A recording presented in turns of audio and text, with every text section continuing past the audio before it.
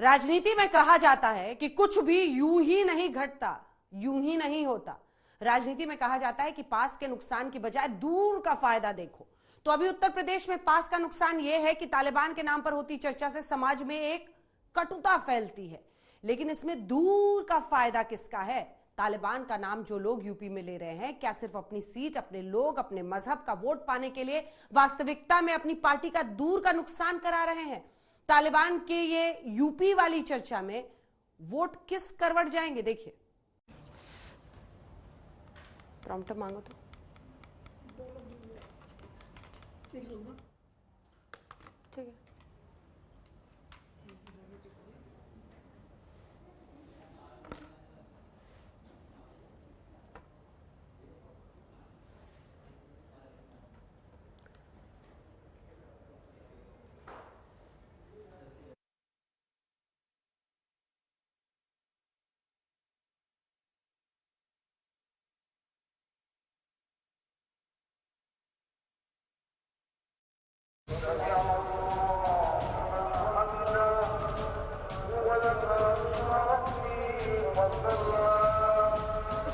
क्या उत्तर प्रदेश की राजनीति में आने वाले विधानसभा चुनावों से पहले चर्चाएं तालिबान का सीधा संबंध मुस्लिम वोट को एकजुट करने और मुस्लिम वोटों के एकजुट होने से बहुसंख्यक वोट के भी एक तरफा होने से जुड़ा है?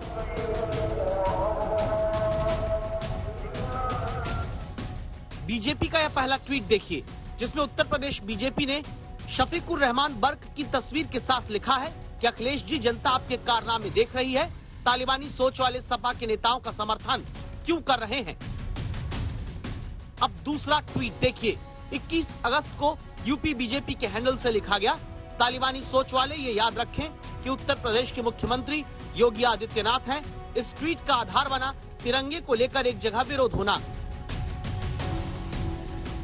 अब तीसरा ट्वीट देखिए, लिखा है, कहीं भूले तो नहीं आप, अखिलेश की वोट बैंक राजनीति के कारण किस तरह दंगों की राजनीति में झुलस रहा था यूपी। उत्तर प्रदेश में चर्चाएं तालिबान की कहानी इसी तरह सियासत के मैदान तक सीधे पहुंच चुकी है। जो लड़ाई बीजेपी और समाजवादी पार्टी के बीच मुस्लिम वोटों के तुष्टीकरण के आरोप लगाकर अब्बा जान के विवाद से शुरू हुई। सच बोल रहे हैं कि हमने कहा था कि रामलला हम आएंगे, मंदिर वहीं बनाएंगे, ये हम ही ने कहा था। और हमने कितना सच किया है। आज जब अयोध्या में राम जन्मभूमि के भव्य मंदिर निर्माण का कार्य शुभारंभ हो चुका है, उनके अब्बा जान तो कहते थे कि हम परिंदा भी पर नहीं मारने देंगे।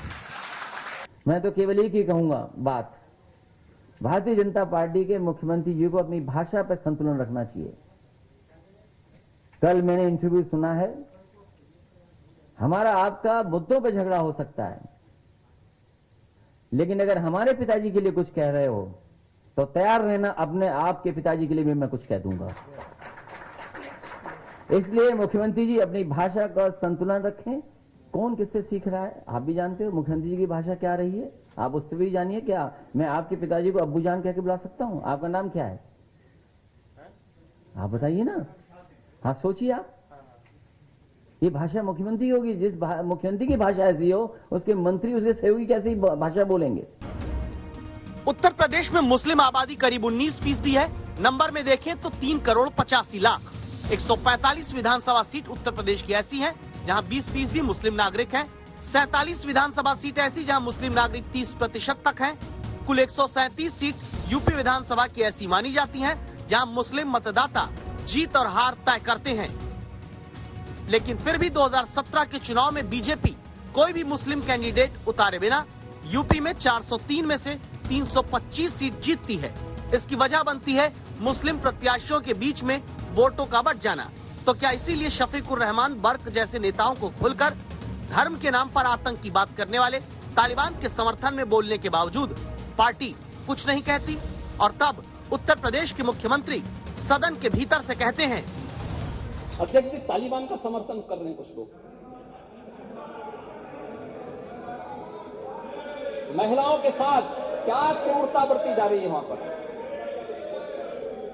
बच्चों के साथ क्या क्रूरता बरती जा रही है अफगानिस्तान में। लेकिन कुछ लोग बेशर्मी के साथ तालिबान का समर्थन किए जा रहे हैं, तालिबानीकरण करना चाहते हैं।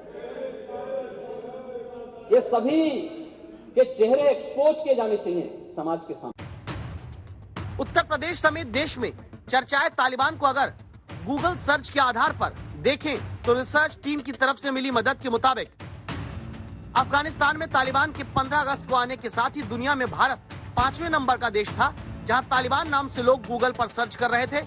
यूपी में गूगल सर्च इंजन पर लखनऊ और पश्चिमी उत्तर प्रदेश में सबसे ज्यादा तालिबान शब्द लिखकर खोजा गया।